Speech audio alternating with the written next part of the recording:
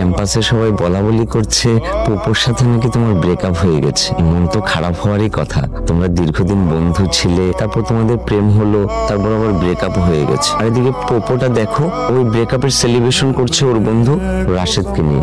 একটা মানুষ কতটা নিষ্ঠুর হলে এমনটা করতে পারে বলো? তোমাদের একটা কথা বলি, তুমি না পোপোর মতো দুশ্চরিত্র লম্পটের চাইতে আরো ভালো কিছু ডিজার্ভ করো। তুমি কিন্তু আমাকে চাইলে বিবেচনায় রাখতে পারো। পোপো তো তোমাকে ভীষণ কষ্ট দিয়েছে, আমি তোমাকে একদম কষ্ট দিব না। তুমি এভাবে মন খারাপ করে থাকলে আমারও ভীষণ মন খারাপ হয়। তুমি আমার দিকে তাকিয়ে একটু হাসো। তুমি চাইলে পাশের ব্যাগটা সরিয়ে আর একটু কাছে এসে বসতে পারো, আমি একটু তোমার পাশে বসে থাকি। Thank you.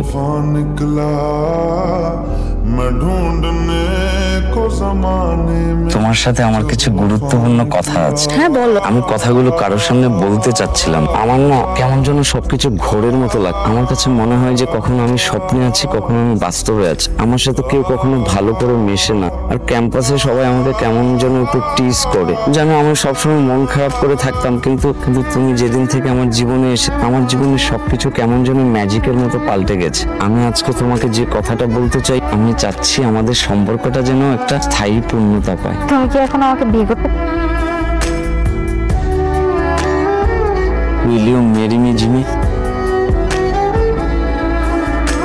তুই শামিমটা ছেড়ে দে, পরে তুই ছেড়ে দে, ওর সাথে ব্রেকআপ করে ফেল। শামিম ছেলেটার সাথে তোর মানায় না, ও তোর জন্য ভালো না, ও একরকম তুই আর একরকম। আর আমি জানি ভাই তুই আর ভালোবাসিস না, কিচ্ছু করিস না, তুই জাস্ট আমার উপর রাগ করে, আমার উপর জিদ করে আমাকে দেখানোর জন্য ওর সাথে রিলেশনে গেছিস। তুই ওরা জাস্ট ছেড়ে দে, ওর সাথে তোর কোনোভাবে মানাইতেছে না। Just shut up. তুই আমার লাইফের ভালো মন্দ ডিসাইড করে দিবি? আমি আমার লাইফের ভালো মন্দ বুঝি। আমার কার সাথে মানায়, কার সাথে মানায় না, এটা তুই ঠিক করে দিবি। তোর সাথে যখন রিলেশনশিপে ছিলাম, তোর ইচ্ছাতে তুই রিলেশনশিপ থেকে আমাকে বাইর করে দিছিস। এখন অন্য একজনের সাথে আমি ভালো আছি, ও তো খুব ভালো একটা ছেলে, আমার হ্যাপি রাখছে।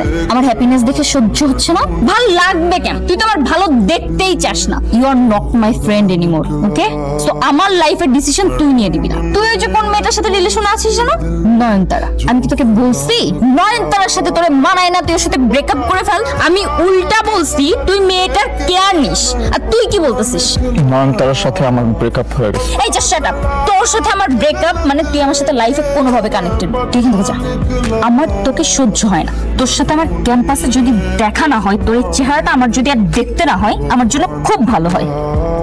তুমি কোথায় যাচ্ছ পোপো? চিরাং যেতেছি। আমি তোমাকে কোথাও যেতে দিব না পোপো, আমি তোমাকে আটকাতে এসেছি পোপো। তুমি চলে গেলে আমি কিভাবে একা থাকবো পোপো? তুমি আমাকে ছেড়ে চলে যেও না পোপো। ওফ, আমার আর ভালো লাগতেছে না। কি শুরু করছিস আমার লিয়া তোরা? এই 3 দিন ধরে আমি অ্যাক্টিং করতে করতে পুরো পাগল হয়ে গেছি। মানে মনে হইতেছে যে কি স্যান্ডউইচ আছে না, স্যান্ডউইচের মাঝখানে